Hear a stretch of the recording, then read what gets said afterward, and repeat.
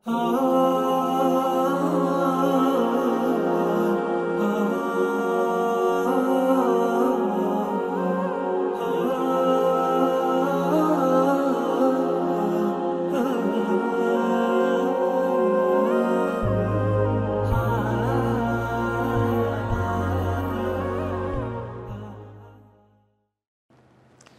الله الرحمن الرحيم. الحمد لله رب العالمين، الصلاة والسلام على سيد المرسلين وعلى آله وصحبه أجمعين، أما بعد.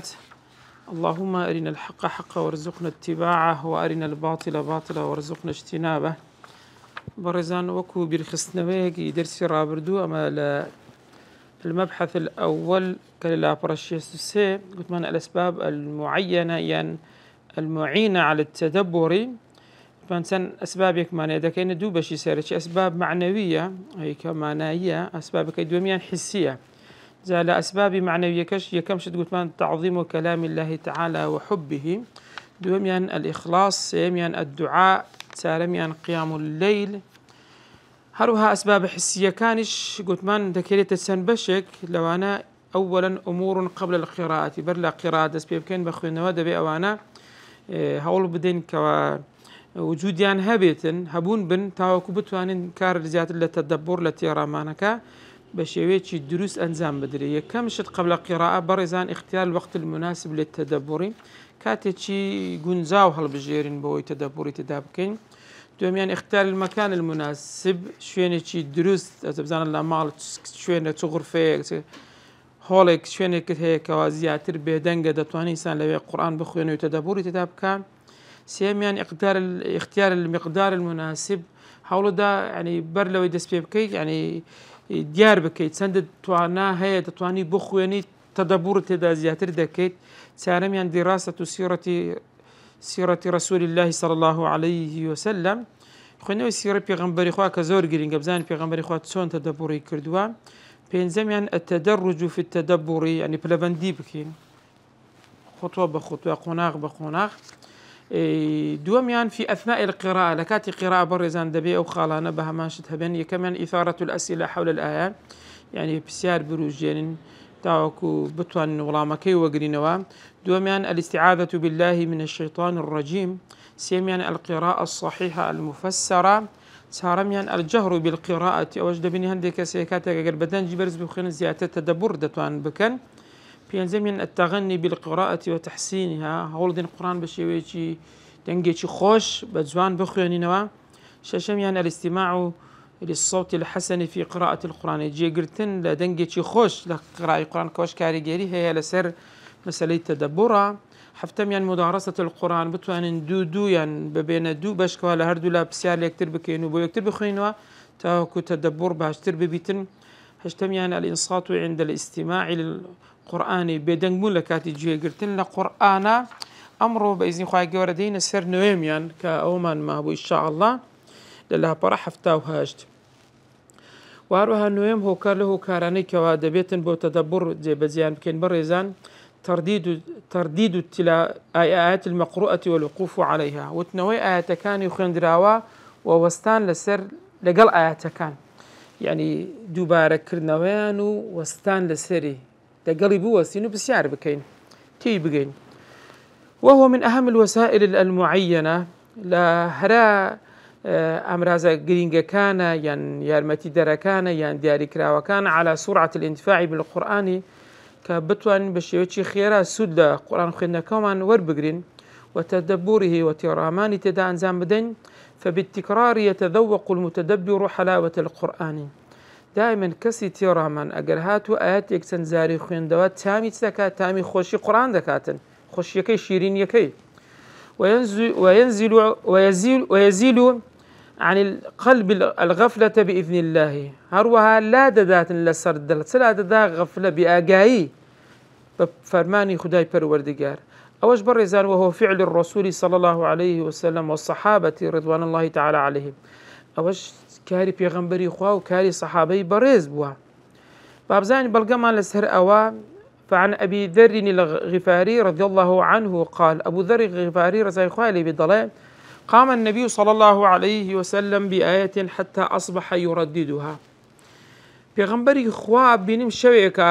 هەر ئاەتێکی دووبارە دەکردو تا ئەوکو بەیانی یەک ئاەت ئەوەشیان ئەوایەتەی سوورەی ئەلمائیدا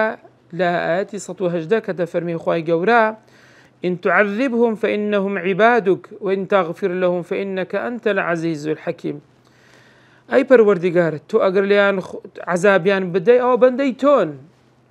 وإن تغفر لهم أدقر ليشان خوش بي فإنك أنت العزيز الحكيم تو بعد صلاة بهزي وداناي فهذا رسول الله صلى الله عليه وسلم يقدم التدبر على كثرة التلاوات أو بيغمبري خواش سلامي خواي لبي سير دكين دبيني تدبري بيش تلاوة كردوا يعني زيادة حول دا ترامان بكات تدبر بكاتن لويك زيادة القرآن بخوين توا فيقرأ آية واحدة فقط في ليلة كاملة ليكشوا بس هيك آية خوين توا يعني هدفك تدبر ونوك زور خوين نوي القرآن بيتن. قال ابن كثير رزاي خواي لبيتن لتفسيركي خويدا في تفسير هذه الآية لآيات ستهجد باب زين لواتاكي صدله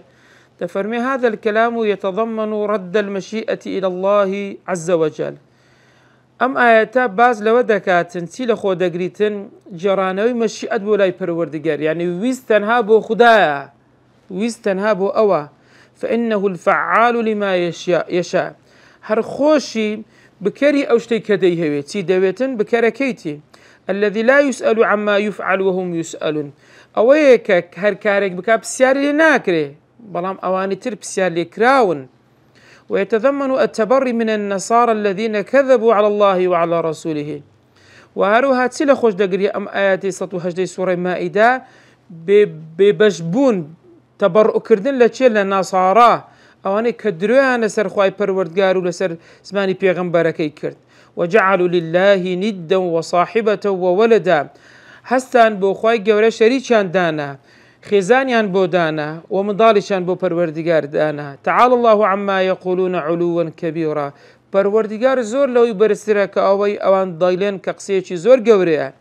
وهذه الآية أو آية ستوهجي سورة مائدة لها شأن عظيم فرماني زور گوري تداهيا ونبأ عجيب وخبرك هواليشي سرسرماني شي تداهيا وقد ورد في هذا الحديث يهرو كلهم حديث هاتوا أن رسول الله صلى الله عليه وسلم قام بها ليلة حتى الصباح يرددها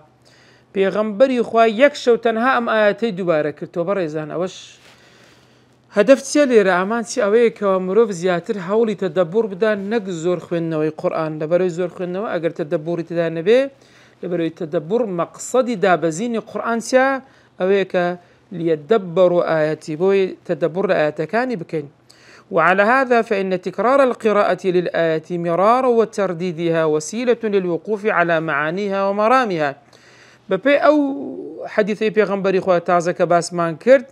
بلغي لسر أويكوا تكرار قراءة لبو آياتك سنزار ودوبارة كردنوشي دبيت تسيم دبيت وسيليك دبيت أمرازك بو وستان لسر معناها كان يعني بو بقين تيبقين لمعناها كان ومرامها ما بس لو آياتك ودا بالزيوة. وعن محمد بن كعب القرظي محمد كري كعبي قرظي رزاي خوالي بك كسي تابعية طلبي ابن عباس ودفرمي لأن أقرأ في ليلة حتى أصبح تفرمي من أجر الشوك خريجي آياتك بم يعني الشوي خريجي خويندن بم تاوكو بياني أويش تآياتك بريزان تسورتك إذا زلزلت الأرض زلزالها والقارعة ما القارعة تفرمي أجر الشو بس خريجي تاوكو بياني خريجي أمدو سورة مبخوين موا تفرمي لا أزيد عليهما زيادة ناخر ولا غير أمدو سورة وأتردد فيهما وأتفكر ودائما دوباريان دكموا بيريان لدكموا تفكريان تدادكم أحب إلي أوبه من خوش ويسترا من أهذ القرآن الليلة هذا بو أي بتوان القرآن بخوين مو بلام أهذ يعني سرعة القراءة يعني بخيراي بخوين موا أو قال أنثره نثرا يعني هدفي من أو بتنها وشكان بليمو فري بدم نخر أو إيشي منية أو لا من خوشويستنية لا من خوشويست أو كاري خوشويست دائما أو كوا أمدو سورة أجرتي لآيات أجمارة آياتيان كما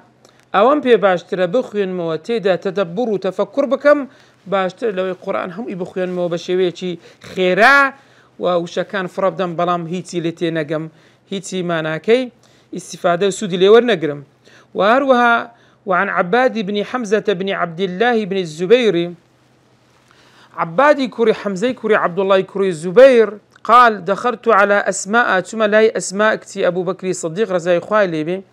وهي تقرأ أو آياتي دخوين دوا فمن الله علينا ووقانا عذاب السموم. خواهي جوري منتي لسر إيما كردو إيمي باراز دا عذابي سموم كأغري دوزخ خواهي جوري همولايك مانتي دا بباريزي كالسوري طور لآياتي بستحفتا. قال فوقفت عليها بينيم لسر آيات راوستا فجعلت تستعيذ وتدعو إنزا خريتشي پنا بردن بو بخواي جورا ودعاي دكرت خوايا پنابتو لو عذابا وداوات لي دكم لو عذابا بدورم بخيتوا. قال عبادي كوري حمزة دجرتو در فذهبت إلى السوق رويشتم بزيم هيش ثم بازار فقضيت حاجتي أوشتي كدمويز زي بزيم كرد ثم رجعت كرامة وهي أسماء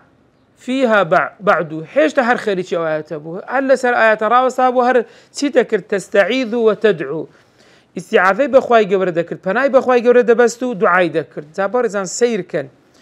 اسمعك تي أبو بكر رضي الله عنه بلا سر إيك آيات سيرك أو برزة سويت بازار كاري خوي كردي هاتو أو هر خريتي بس تنها بير كردنا أو دعاء كردن أو بنا بردن بخواي جبر سبارت با آجري دوزك خواي جبر همولايك من ببارزيتن. قال ابن قدامة دفرمي وليعلم القارئ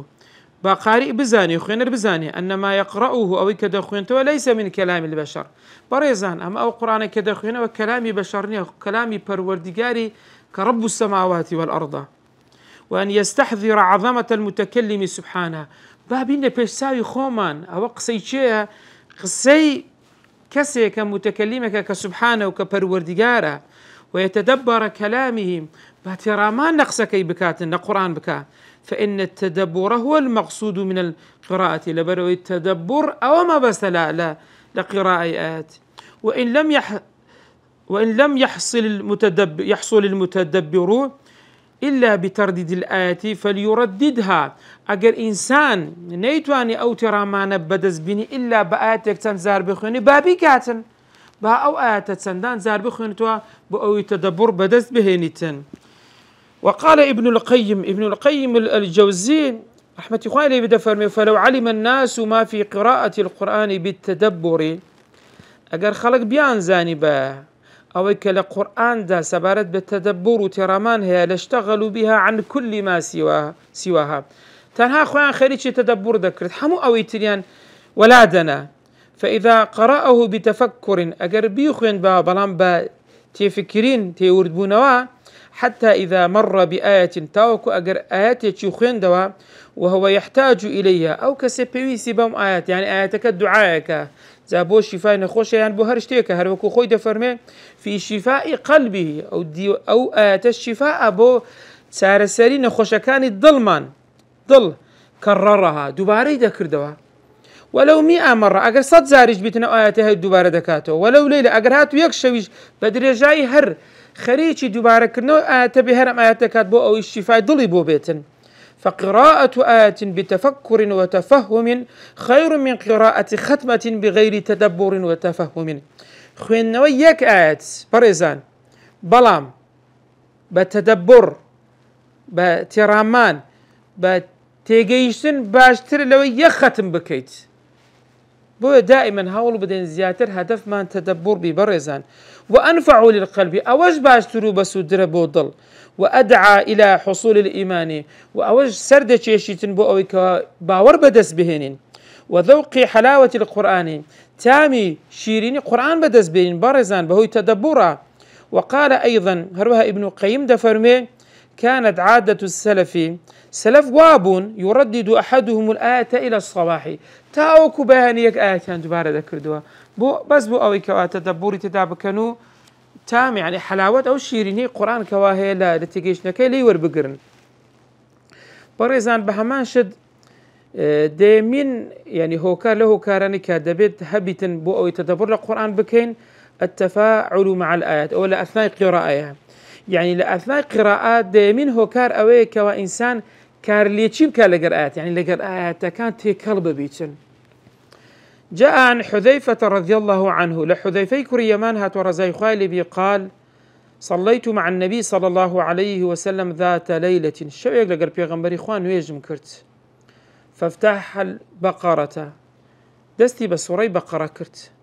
فقلت يركع عند 100 وتم احتمال هي لآيات الصد لسوري بقرة بسيت الركوع يعني كوتاي بيبني بسط آيات ثم مضى بلان بيغمبري خوا الصد آيات تاو كردو هربر دوام بو فقلت يصلي بها في ركعة وتم احتمال السورة بقرة هرهم لو ركعتي بخوين توا فمضى بلان هربر دوام بو بيغمبري خوا فقلت يركع بها كطاوي كرت كوتاي بيديني تركوع دبا ثم افتتح النساء داسي بس سورة نساء يشكر فقرأ سورة نساء شهرها مخين ليق ركعت ثم افتتح آل عمران فاشان دستي شكر بس سورة آل عمران فقرأها أوي شهرها مخين كوات السير كين بيغمبري خواه ليق ركعت أو بيت قال سورة فاتحة سورة بقرة هرهم يخوان سورة نساء هرهم يخوان سورة آل عمران هرهم يخين بقرة 286 آيات نساء 176 آيات سورة آل عمران 200 آيات هرهموي سير كان برزان ليك ركعت فقرأها برام سون خوينوي شي خيرا نخير يقرأ مترسلا يعني بهدوء لسرخو هيس خيراي نذكر إذا مر بآيات فيها تسبيح سبح أجر بآياتك بروجت باك تسبيح تدابا سبحان الله ذكر وإذا مر بسؤال سأل بآياتك بروجت بابي خوين باب بسيار تدابا دعاء ذكر خويا بيم ببخشا وإذا مر بتعوذ تعوذ أجر بآياتك بروجت با تعوذي تدابا ديود أعوذ بالله من الشيطان الرجيم بو سيد كان بيغمبري خوا ليك ركعت سي سورة درج كبقرة ونساء ما آل عمران تداخل دوا وهروى عن جابر رضي الله عنه لجابر كري عبد الله رزاي خوالي قال لما نزلت هذه لا باجوي كام آيات دابزيل السوري أنعام آيات الشيسو بينز تفرمي قل هو القادر على أن يبعث عليكم عذابا من فوقكم پروردگار توانا هيك و عذاب لسرتانا بوتان بهن تخواروا قال رسول الله صلى الله عليه وسلم پیغمبر خوا كما آياتي خوين دير راوسا فرمي أعوذ بوجهك پروردگار پنا بوجهي تو دقرم قال أو من تحت أرجلكم يعني عذاب لجيره وبوتان بيني پیغمبر خوا فرمي قال أعوذ بوجهك خوا پنا بوجهي تو دقرم أو يلبسكم شيعا ويذيق بعضكم بأس بعض يعني أوتي پروردگار بتان كات الشيع يعني فرقك وطوائفك كوا كذب جي كزنك أو هريك خوي بحق بتن إنزا ويذيق بعضكم بأس بعض وهندي جيشتان عذاب بهندي كان بتشيجيتن يعني شرب كانوا يكتر أزيد بدن قال رسول الله صلى الله عليه وسلم بيغمبر خوا كجيشتام آيات سي فرمي هذا أهون أو آسان ترى أو هذا أيسر أو سهل ترى بو سير دكن برزان يعني كآيات كان خوينتو بيغمبري خوات تفاعلي لقل كردوها خوي لقل تيكر كردوها شوينك بسيارها بسياري كرديا پنا بردن بخواي جورو پناي بردوا لعذابوا إنزا يازدمين هوكار برزان كوتا هوكار له هوكارني كدبيت يارمتي درب وتدبر لأثناء قراءته النظر في المصحف دائما سيري مصحف بكين وذلك أن القارئ من حفظه لبروي خوينر أجر هاتو اعتمادي لسر حفظ خوي كرد لسر صدري بونمونا قد يستغرق ذهنه في تذكر المحفوظ فيشغله عن التفكر في كلام الله أو كاتي قارئ أجر بونمونا ويتنها اعتماد لسر حفظ صدري بكاتين أو اللبر أو الزور بير لو دكاتوا كتذكري محفوظة كي بكا أو وايل دكاتن هنديك زار تدبر لدز داتن لبروي أو همو برن هدفي أو يا أمانزي أو يا كقرآن كي كلبري كده بالشيوية شيء دروس بيلتها بو أوات سني دكات تدبر لدز داتن بينما القارئ في المصحف برام أوي كلسر مصحفة مراجعي دكاتو قرآن دخوينتن لا توجد عنده هذه المسألة أو شيء نية لبر أو اعتماد لسر ماشي ناكاتن بو آياتك بشيء تدرس بخيني بلكو اعتماد لسر ستة كان النظر في المصحف سير كردلنا مصحفها بو أو تدبر زياتر بدز دهينتن. والناظر في المصحف يستطيع الربط والمقارنة بين الآيات أو كسيري مصحف دكاتن دتواني بيوندي وزياكاري لنوان آيات كامكا أم آيات ربطي بتبيوندي لقال آياتي بيش أخوه يان أو مقارنان جوازيان لنوان بكاتن بولي رأوها يقول بولي رأوها ضليتن أو قرهاتو لسر مصحف به والتأمل بين أول السورة وآخرها دشتواني لورد بتوال لسرتاي سورة آخركي بتي دسي بيكردوم سورة بتي كوتايات بلام وهذا يفتقده الحافظ إلا بعسر بلام أويك حافظي قرآن ديوي لسر حفظي صدري يعني أو كلبري كردو أو بأساني بدستينها يعني لبروي أو هولي أو داكوا أو لبري كردوا بشيوي شي دروز بيلي طبعا. وقال ابن مسعود رضي الله عنه ابن مسعود رضي الله عنه بدا فرمي أديم النظر في المصحف أديم لدوام هاتي يعني الزور ببردوامي سيري مصحف كان مرزان سانيان دفر من سير كردني مصحف أجر نشي وخيني وهر عبادات تبودن السرين باب زين إمام النووي تدفرمي وقال الإمام النووي إمام النووي رحمة إخوائي بلا كتابك إخوة التبيان في آداب حملة القرآن لا باريس يحفظ فرمي فصل تايبت من دي كلمة قراءة القرآن من المصحف أفضل من القراءة عن ظهر القلب. خوينوي قرآن لسر مصحفة باشتر لا خوينوي لسر ظهر القلب لسر كإنسان لبري كردوا لبرتي هو كاركيتي بريزان تفرمي لأن النظر في المصحف عبادة مطلوبة لبر أو سير كردني مصحف برستشي داوا كراوة يعني عبادة مطلوبة كما إنسان دبي سيري بكاتن فتجتمع القراءة والنظر دوشت كودا بيتها يخوينوا دو سير كردن.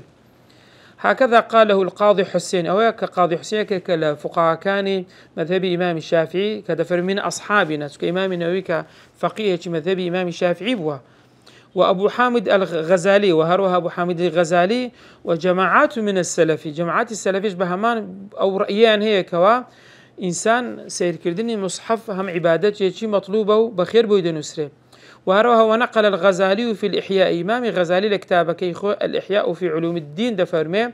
أن كثيرين من الصحابة الزور للصحابة برز رضي الله عنهم كانوا يقرؤون من المصحف يعني أوان لمصحف قرآن يندخون دوا ويكرهون أن يخرج يوم ولم ينظروا في المصحف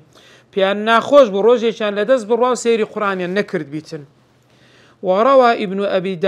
أبي داود دجرتو دفرمي القراءة في المصحف عن كثيرين من السلف زور رواياتي هنا ولا سلفا كواوتي أنا إنسان دبي قراءة سبكها لمصحف بك لسر قرآن بخوانيتن ولم أرى فيه خلافا هيس خلاف يتشما نديت وكزني وتوا خوانو لسر مصحف بون منا دروسنيا يان قصيتي تر تلكو ببيتسوانا كدلين أفضل باشترا ولو قيل كمان بوديني بابزاني تضلن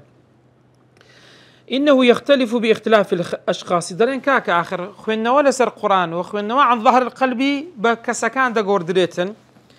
فيختار القراءة أو قراءة هل دبجردي في المصحف لسر مصحف بابزاني تشي أو هردبجيري لمن استوى خشوعه وتدبره في حالتي القراءة في المصحف وعن ظهر القلب كسر قرهاتو لسر مصحفي خوين وعن ظهر القلب خين خشوع وخضوع لهردو حالتك وكو يقبو هيد جوازيان نبو شيهان بكا باشتا تفرمي ويختار القراءة عن ظهر أو لو حالتي برزان آقاد بن أو مصحفي هردب جيري لبرسيس كات سسودي چي زياتري هي لبر أوي قوتمان هردو حالتك وكو يكا سير كرديني مصحفك أو زياتر دبيتن أو خير لو زياتر وردقري أدي ويختار القراءة عن ظهر القلب أدي تشهان أويك عن ظهر القلب هردب جيري أو زور قراءته در لمن يكمل بذلك خشوعه ويزيد على خشوعه وتدبره لو قرأ من المصحف أجر المصحف بيخوين بها بلام لا ظهر القلب زياتر خشوع كيبو كامل تردبي زياتر تدبر كيبو دبيتن بو يدفرمي لكان هذا قولا حسنا هوش تيجي باشا كواتا أجر هاتو اعتماد كردن لسر مصحف خشوع زياتر الدبو اعتماد لسر مصحف بك أجهر وكو يقبو أوادي سان هالبقرة سر مصحف كلبر أو مصحف إضافية زياتري تدا تشكز الزانيان دفرمون إنسان أجا سيري مصحف كبزاتي خوي تسيدا بيتن أو خوێندنەوەکەی يعني عیبادەتێکی مەطلوبە بەڵام ئەوە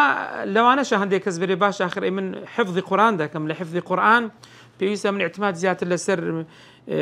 ظهر القلب بكم لسر حفظكي خوم لو كلميش ما هي او دروس برزنا ابو حالتك انسان بي حفظكي خوي دروس بكاتن بلان بو تدبرنا بهول بدا اعتماد لسر مصحف بكا اگر خشوعي تدا زياتر بو إمام النووي رحمة الله عليه فرمي والظاهر أن كلام السلف كلام السلف وفعلهم محمول على هذا التفصيل أو تفصيليك أو دو حالتي تازا باس ما كرد دقوري بهوي كسكان برزان أوا جيشنا سر حالي سيم بعد القراءة باسي أو كارانا ما كرد كبيشي قرآن خويندن دبيت يارمتي درب وتدبر دواتر يازا خالد كمان جمار لأثناء قراءة كدبيته هوكاري يارمتي در بو تدبر حالتي سيم دينا بعد القراءة كقرآن ما خلاص كرت سيب كين باشا بو يتدبر معناها بيتم يكم يعني الإكثار من قراءة القرآن زور قرآن بخوين برزان ومما يعين على تدبر القرآن الإكثار من تلاوته وعدم قطعها يارمتي در بو ترامان لقرآن تيا زور خوين نوا وهروا نبسرانه يعني بسران ما النبي لقى القرآن دائما يعني روجانا ويردي خمان هبيتن فمن أدمن قرع الباب أوشك أن يفتح له هركسيك بردوام بلسر لقى داني درقا خريك درقاي بودبتوا وما نيسي برزان يعني إنسان هرشتي ويز باب الحح بكاتن زور بردوام بداولي كردين لا وقت وزارك بخواني بري خلاص نخير وكم من آية أغلق فهمها اليوم وفتح غدا سنة آياتك يا تو دخوينو تيناقيم بلام همان آيات كبياني دخوينو أو زاري خواهي قبر درقات بودكاتو فهمك درقاي تيجيش نكت بودكاتو ولذلك جاءت الأحاديث في الثناء على من كانت هذه حاله سن فرموديك من هي بلغن لسر أو يستايشي أو كسانة دكاتن كوا حالتيان سونا باب زانين فعن أبي هريرة رضي الله عنه أبو هريرة زي خوالي بأن رسول الله صلى الله عليه وسلم قال بيغنبري خوا فرموتي لا حسد إلا في اثنتين حسودي جائز نية بريزان تنها لدوش النبي يكميان رجل علمه الله القرآن كسيك كبروردقار فيري قرآني كردوا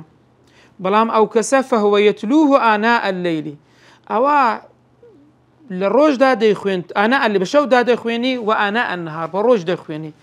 زاو شيء آناء برزان يعني ساعات يعني كاتكان ديار نكره بلام المهم إنسان لكاتكان يشوى كاتكان روج ديخوين توا تفرمي فسميعه جار له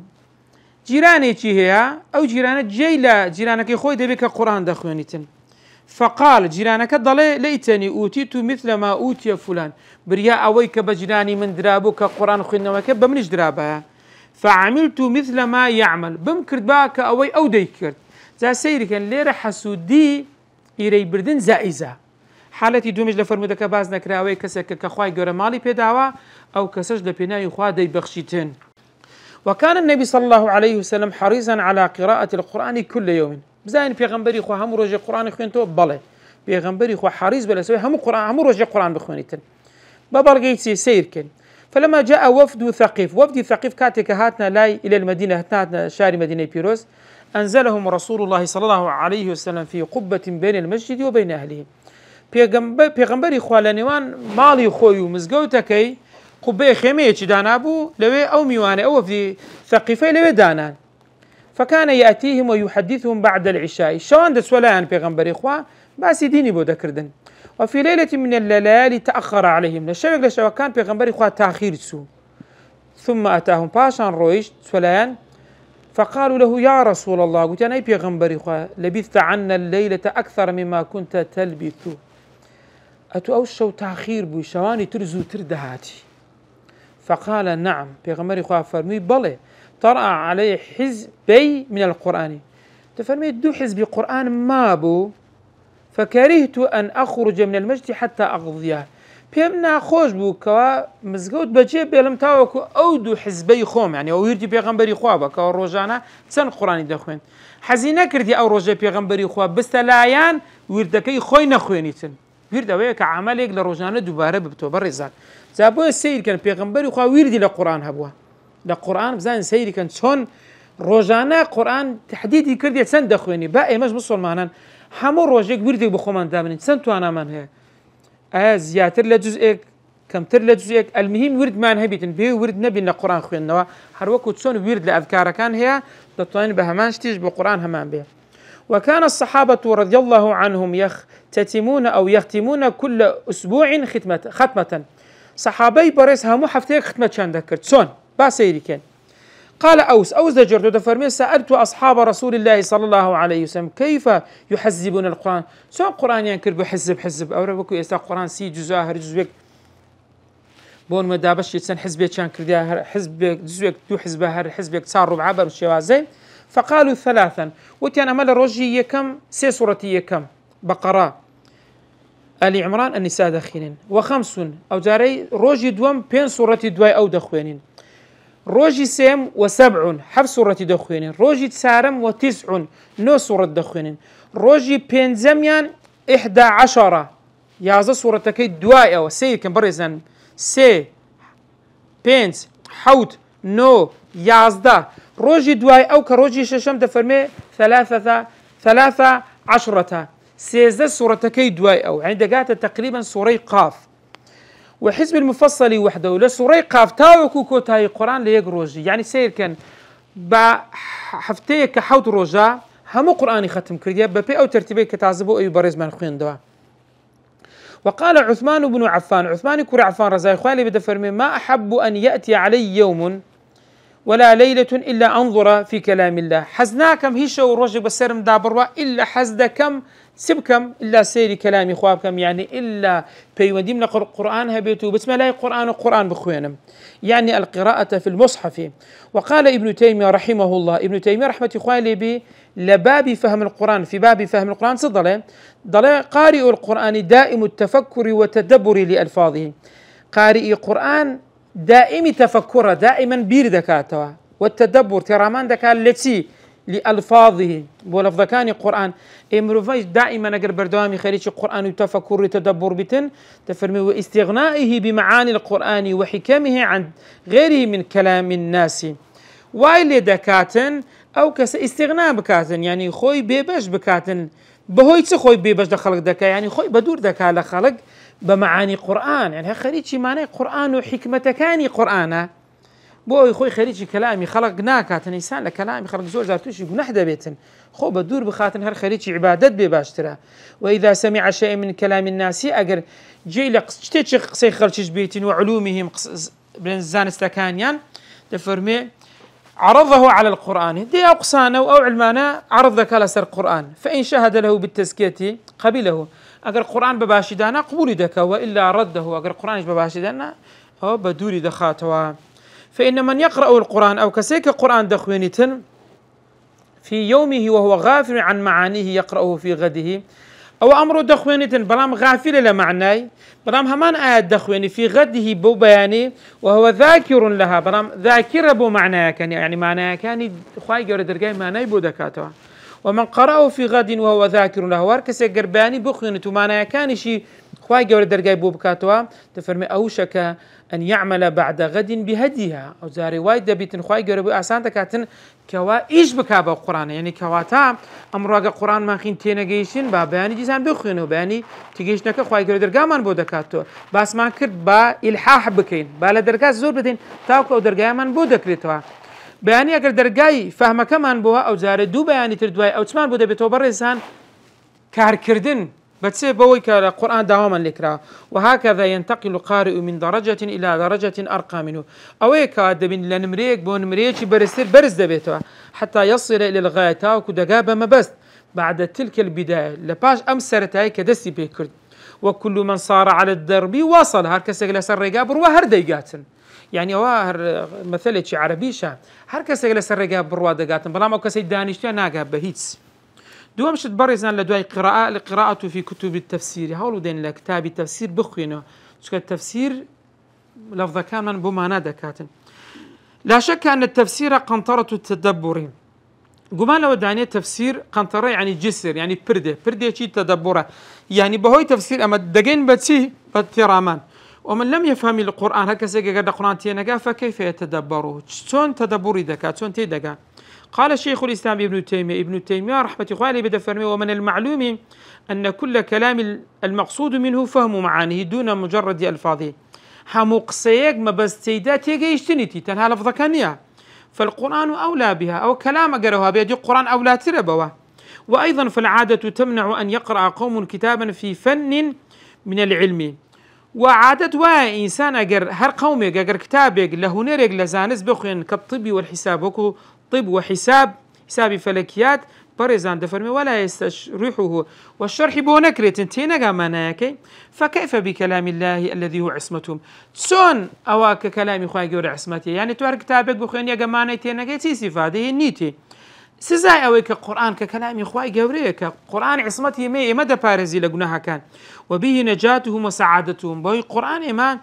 رزقار بون مانو باختياري ما دبيتن وقيام دينهم ودنياهم، وهروها الدين ودنيا من بهوي قرآن وواستاوا. قال إياس بن معاوية، إياس كري معاوية رحمة الله عليه بدا فرمي: مثل الذين يقرؤون القرآن وهم لا يعلمون تفسيره، أو كساني قرآن دخينو نازن مانا يكيتيا، كمثل قوم جاءهم كتاب من ملكهم ليلا. أويا لشويكا كتابي كان بوبي نسراوي كان بوبي للاي شير للاي باتشايا كان، وليس عندهم مصباح، هيت روناتشي كان لا نبي تنسرايا كان لا نبي، فتداخلتهم الروعة ترز دكوتنا وضليان ترز دكوتنيوانيان، ولا يدرؤون ما في الكتاب نازان سلنا أو نسراوة هي ملك تيبو نسيون. ومثل الذي يعرف التفسير أو كسك تفسير دزانه كمثل رجل جاءهم بمصباح، وكو كسوا كسك تفسير بزاني وكو كسراية لقى الخويبوان بيني فقرأوا ما في الكتاب. أولنا كتابك هي بوان بخوين توا. سيم هو كار لدواي قراءة برزان دبيها به سؤال أهل الكتاب، يعني أهل العلم دائما بسيار لأهل علم بكين. ينبغي لمن قرأ شيء من القرآن ولم يفهمه أن يسأل عنه عن القرآن. بيويس أو كسك القرآن دخويني وتيناقا بسيار بكالو كسانك أهل علم بو أوي تيبقى ما نيتيا. خواهي قلت فرمي: إنا نحن نزلنا الذكر وإنا له لحافظون. إما قرآن من دابا زاندو هر إماج دي بارزين وكلا سوري حجر لآياتي نو ولا سوري النحل لآياتي تسلو سيدة فرمي: فاسألوا أهل الذكر إن كنتم لا تعلمون. بسيار لأهل ذكر بكان أقر إيه ونازان زا أهل ذكري الشيء برزان. فسؤال أهل القرآن عن القرآن ومعانيه وطالب فهمه أوي إنسان بسيار لا لو كسانبك كتفسير شارزان أهل علم بسياريان اللي بكين كاكل لقرآن بسياريان بكين لمعناي قرآن بسياريان طلبي فهمي بكين شون تي بكين. ومن أعظم ما يعين على التدبر باش تريش تكارمتي دربو التدبر ببيتن. وفي هذا مطلب مهم أوج دعوة كاريتشي جرينجا، وهو تعظيم أهل العلم وتوقيرهم. أوج بقوردانان ورزقرتني لأهل علم بقوري رزقرتني تيان. فهم أي العلماء من أعظم أسباب فهم العلم. زانيان قورترين هوكاري تيجيشتني قرآن سارم هوكار لهوكار كان يارمتي دان لتدبر لدواء القرآن، ربط القرآن بالواقع أو هيك القرآن لقر واقع الربط بكين يعني بيوز بكين، وذلك باستشعار القارئ للقرآن أو المستمع له. بو أوي قارئ هز بكاتن قارئ قرآن يا مستمع بالقرآن كسي كجيل دقري هردو كان أنه تدبر تيا أنه يعني أو قارئة أو مستمعة أو كسكا المقصود بالخطاب كخواي جورا خطاب لقلوان دكا أو كسكا القرآن دخ يعني، وأن كل خطاب في القرآن موجه إليه. مو خطاب القرآن أراسكرا بو قارئ قرآن بو مستمع قرآن. قال ابن قدامة دفرمه: وينبغي لتالي القرآن تالي يعني قارئ بيويست بو قرآن خوين أن يعلم أنه المقصود بخطاب الله بزانك أو ما بستك خطاب خواهي جربو أو قصل أو دكا ووعيده والترسكاني، وأن القصصا يعني القصصا وهروها تسيروك كان يعني سيروك لم يرد بها السمر ما بس أواني الشوت سرا يعني إنسان الشوت سرا زاران دادنيش نشواني دريش جستانا لمالك دادنيش توقسيان بيوك دي جرادة فرمي أو ما بس نيا القرآن بل العبر بل عبرة لي ورقرتنا.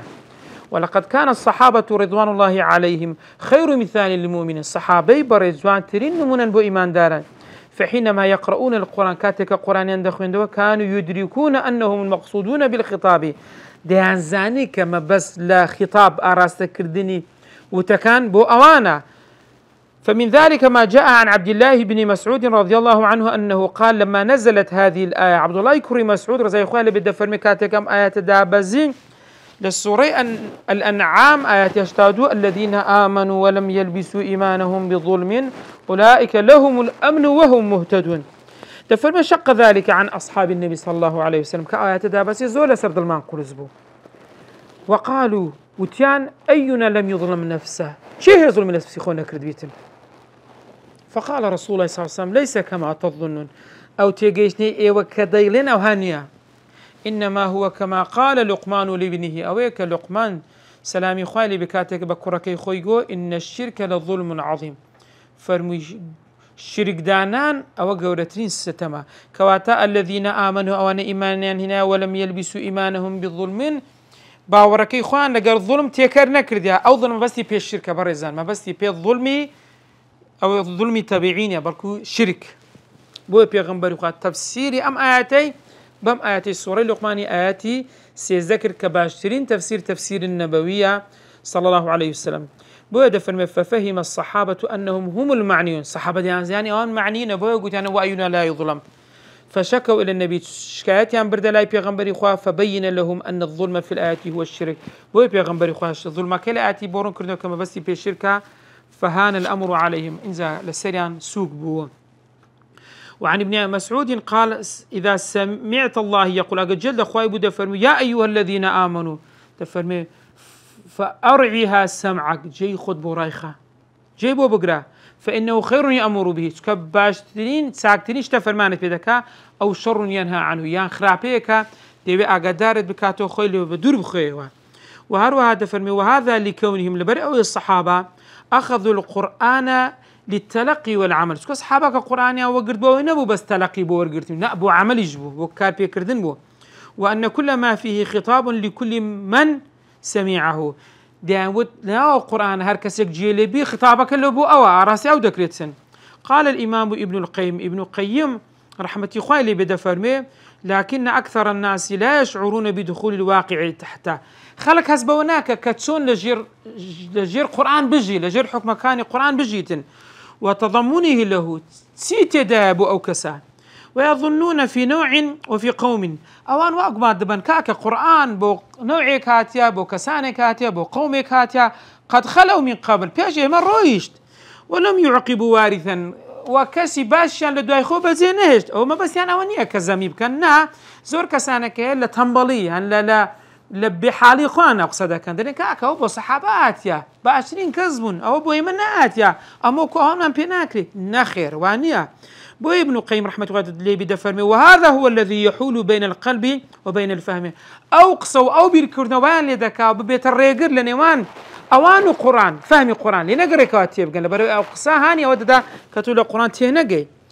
بو يدا فرمي ولعمر الله إن كان أولئك قد خلوا سوين بخوا أجر سأوان رويشتن ما بس يبي صحابي برزا فقد ورثهم من هو مثلهم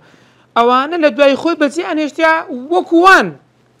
يان الشر منهم يان لوان خرابتر أو دونهم يان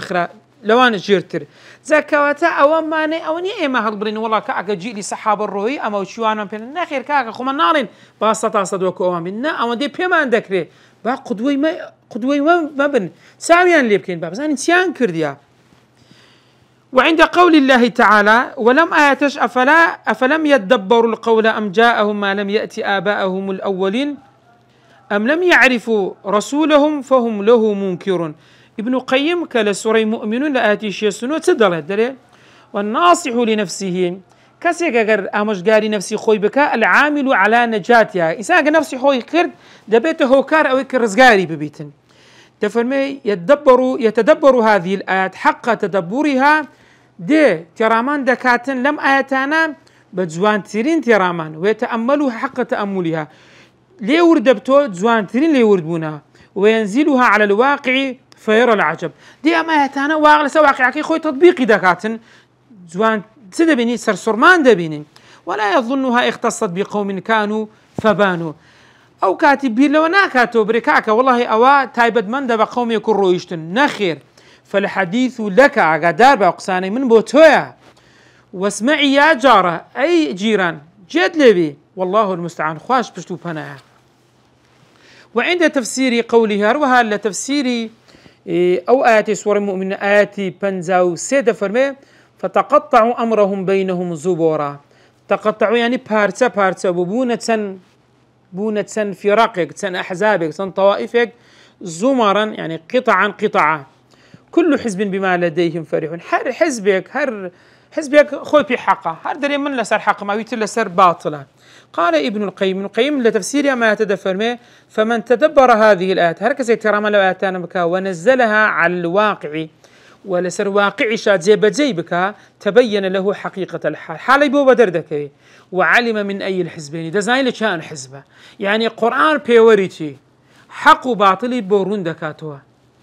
بوده فرمي والله المستعان خواهي قورا شمولا يقب بارزيتن ليرا لام درس الشغلة كوتايب بودينن كلام مبحثي يكن باز لأسباب تدبر ما نكرد برزان ودرسي دها تجدسين السر مبحثي الدوم موانع التدبر ريقر يكان التدبر. وصلى الله على سيدنا محمد وعلى آله وصحبه وسلم.